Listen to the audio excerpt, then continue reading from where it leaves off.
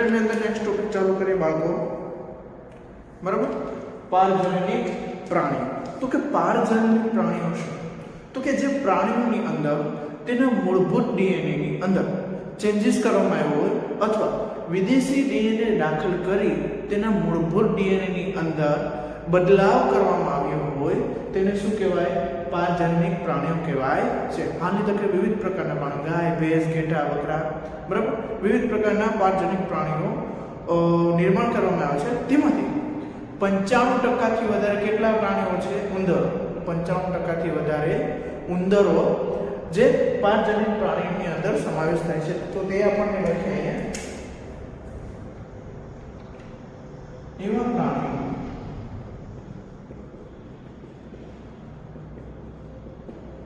કે જેની અંદર વિદેશી ડીએનએ દાખલ કરી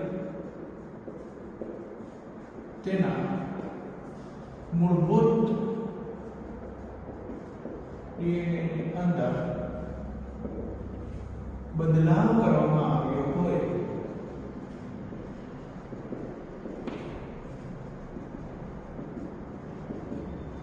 તેને શું કહેવાય? પારજનનિક પ્રાણી કહેવાય.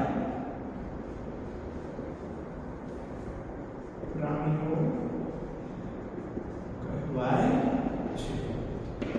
આની અંદર શું થયું? તો કે હાલમાં ગાય, ભેંસ, બકરી, ઘેટા, ઉંદરો વગેરે જેવા પારજનનિક પ્રાણીઓ ઉપલબ્ધ છે, જેમાં 95% થી વધારે શું છે? ઉંદરો આવેલા છે. 95% થી વધારે ઉંદરો આવેલા છે. હવે એના વિશે માહિતી મળે તો કે આ પારજનનિક પ્રાણીઓનો ઉપયોગ, એના વિશે આપણે વાત કરીએ. ટોપિકનું નામ લખીએ, બરાબર.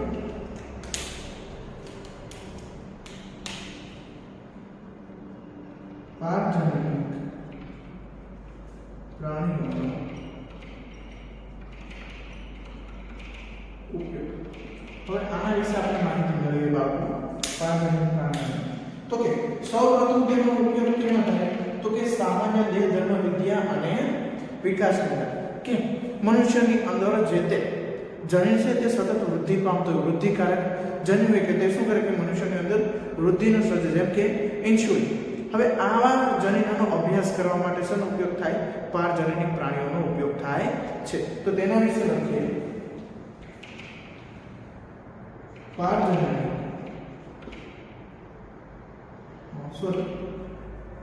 સામાન્ય દેહ ધર્મ વિદ્યા, કે જે આ ખૂબ જ આયામી ટોપિક છે અને બોર્ડની અંદર પણ પૂછાય છે.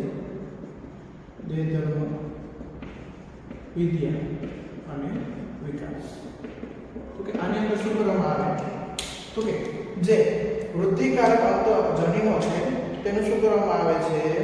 અભ્યાસ કરવામાં આવે છે. તો તેના વિશે લખીએ. પારજનનિક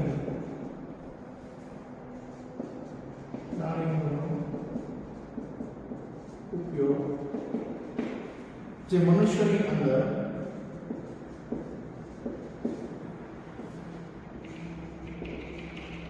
વૃદ્ધિકારક જનીનો છે તેની શું કરવા? તેની ઓળખ માટે. દાખલા તરીકે ઇન્સ્યુલિન, બરાબર. ઇન્સ્યુલિનનો ઉપયોગ થાય છે ઇન્સ્યુલિન જેવા વૃદ્ધિકારક જનીનોના અભ્યાસ માટે. બીજું આપણે લખીએ તો કે રોગકારકોના અભ્યાસ માટે, બરાબર.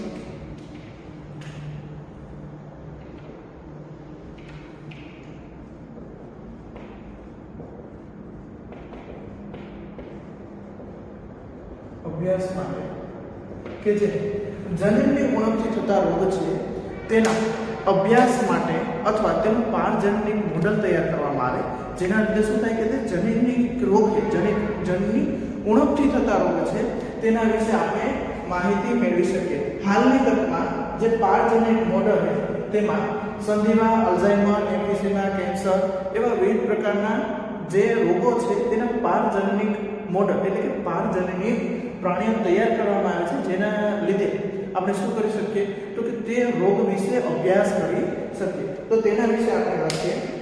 બરાબર,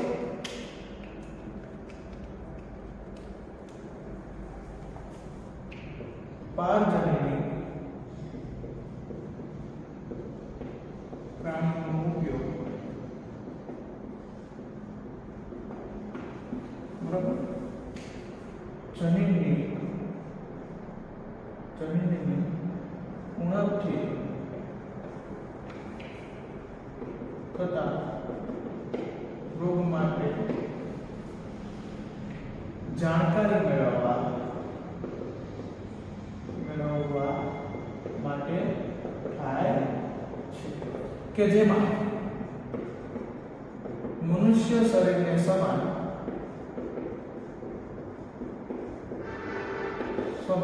મોડલ પ્રાણીઓના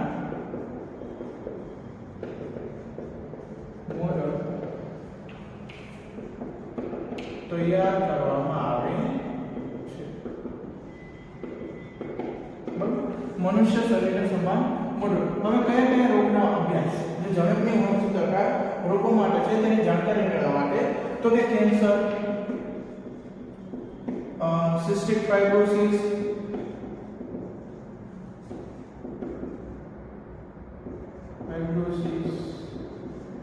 બરાબર, પછી છે એમ્ફીસેમા, હમણાં મેં તમને વાત કરી એમ્ફીસેમા, સંધિવા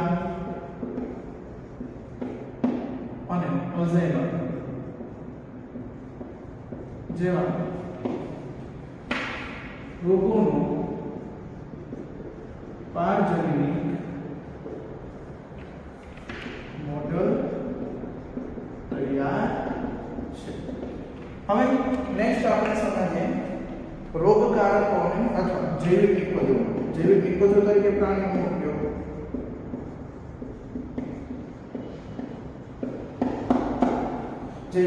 હવે આપણે જ્યારે કોઈ બીમાર પડ્યા તો તેની સારવાર માટે જે જૈવિક નિપજોનો ઉપયોગ કરીએ તે મુખ્ય કેમાં વનસ્પતિઓમાંથી મેળવવામાં આવે. હવે વનસ્પતિઓમાંથી જૈવિક નિપજો મેળવી અને ત્યારબાદ મનુષ્યની અંદર સારવાર કરવી, આ પ્રોસેસ ખૂબ જ તૈયાર છે. આથી શું કરવામાં આવે તો કે ડાયરેક્ટ પ્રાણીઓની અંદરથી જે જૈવિક નિપજો બની ગઈ છે તેને ડાયરેક્ટ મનુષ્યની અંદર લેવામાં આવે છે અથવા વપરાશ કરવામાં આવે છે, જેના લીધે શું કહે કે ઓછો ખર્ચા અને ઝડપથી ઉપચાર થઈ શકે.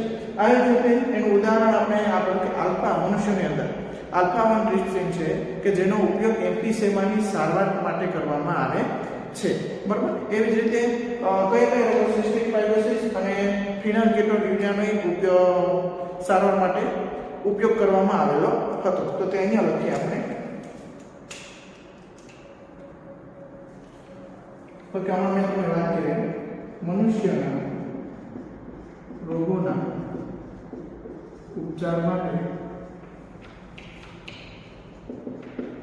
જૈવિક નિપજો કેમાંથી મેળવવામાં આવે અથવા જૈવિક નિપજો ઔષધોમાંથી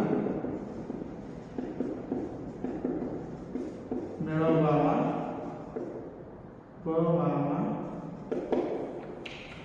આવે છે, જે શું છે ખૂબ જ ખર્ચાળ છે. આથી આ નિપજો કેમાંથી પ્રાણીઓમાંથી મેળવવામાં આવે છે. બરાબર, એક્ઝામ્પલ તરીકે આપણે લખીએ તો કે મનુષ્ય પણ એક પ્રાણી છે તો તેની અંદર શું આવે છે આલ્ફા-1 એન્ટીટ્રિપ્સિન મનુષ્યમાં આવે જૈવિક નિપજો તરીકે આલ્ફા-1 એન્ટીટ્રિપ્સિન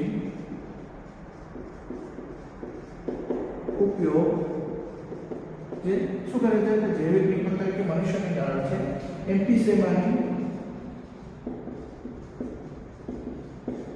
સારવાર માટે થાય છે, બરાબર. એવી જ રીતે ફિનાલ્કીટોનેરિયા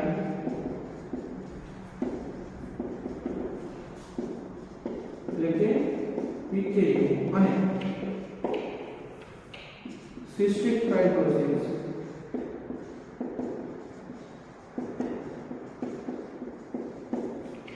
નિદાન માટે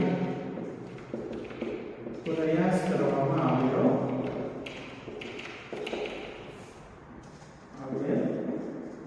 છે, બરાબર. હવે અહીંયા એના વિશે આગળ છે તો કે 1977 ની અંદર એક રોજી ગાય તૈયાર કરવામાં આવી કે જે મનુષ્યની સમાન, મનુષ્યમાં જે દૂધના તત્વો આવેલા છે તેને સમાન શું કરાવે છે તો કે પ્રોટીનનું મૂલ્ય ધરાવે છે, લેક્ટાવેશન, બરાબર. તે અહીંયા લખીએ રોજી ગાયનું નિર્માણ કરવામાં આવ્યું કે જે મનુષ્યને સમાન પ્રોટીન ધરાવે છે. તો લખીએ આપણે 1977 ની અંદર રોઝી નામની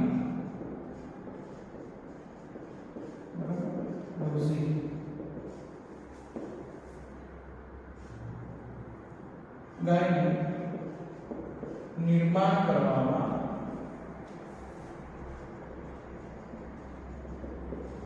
આવ્યું કે જે શું કરે છે મનુષ્ય દૂધને સમાન પ્રોટીન ધરાવે છે.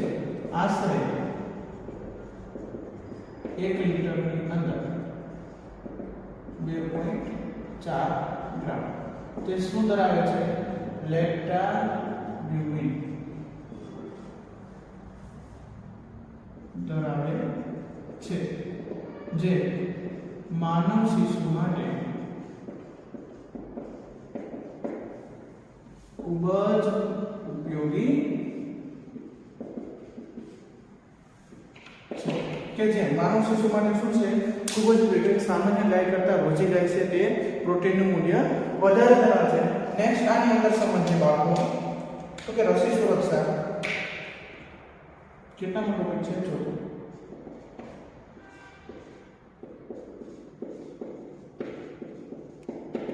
તો કે હાલમાં વિવિધ રોગો સામે વિવિધ પ્રકારની રસીઓ શોધાઈ રહી છે. હવે તેનું મનુષ્યની અંદર અપ્લાય કરતા પહેલા મનુષ્યમાં આપતા પહેલા શું કરવામાં આવે છે તો કે પારજનનિક પ્રાણીઓની અંદર તેનું ઓબ્ઝર્વેશન કરવામાં આવે છે, જેથી કરીને આપણે ખબર પડે કે આ રસી અસરકારક છે કે નહીં, એના લીધે કાંઈ સાઈડ ઇફેક્ટો થતી નથી ને એટલા માટે. સૌપ્રથમ પોલિયો રસીનું પરીક્ષણ પારજનનિક ઉંદર ઉપર કરવામાં આવેલું હતું, જે સૌપ્રથમ પરીક્ષણ હતું તે. તો તેના વિશે અહીં લખીએ રસી સુરક્ષા તો કે કોઈ પણ રસીને મનુષ્યમાં દાખલ કરતા પહેલા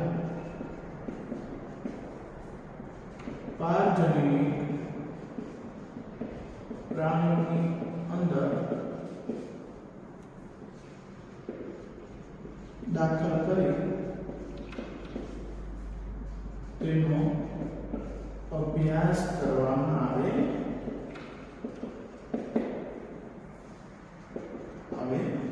છે. એક્ઝામ્પલ તરીકે સૌપ્રથમ જે આ રસી સુરક્ષાનું સૌપ્રથમ પોલિયો રસીનું પરીક્ષણ ઉંદર ઉપર કરવામાં આવેલું હતું. પછી પારજનનિક પ્રાણીની અંદર વધારે પ્રમાણની અંદર શું થયું પરીક્ષણ ચાલુ થઈ ગયું. હવે આ રસી સુરક્ષા હવે એક જ ટોપિક બાકી રહેલો છે, તેની અંદર અભ્યાસ કરીએ આપણે.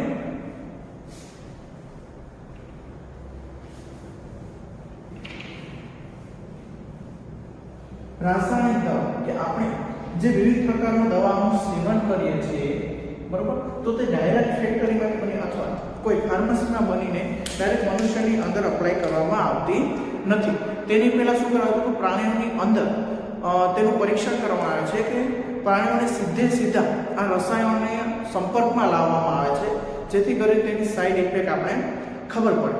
પછી શું થાય તો કે જો પ્રાણીઓની અંદર પારજન્ય પ્રાણીઓની અંદર કંઈ અસર થતી નથી અને કોઈ સાઈડ ઇફેક્ટ થતી નથી અને સારી રીતે અસરકારક હોય તો પછી જ મનુષ્યની અંદર અપ્લાય કરવામાં આવે છે. તો તેમાં લખીએ રાસાયણિક સુરક્ષા.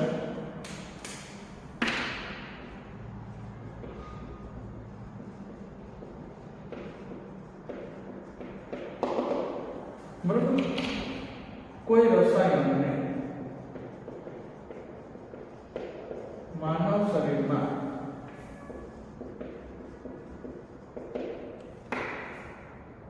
દાખલ કરતા પહેલા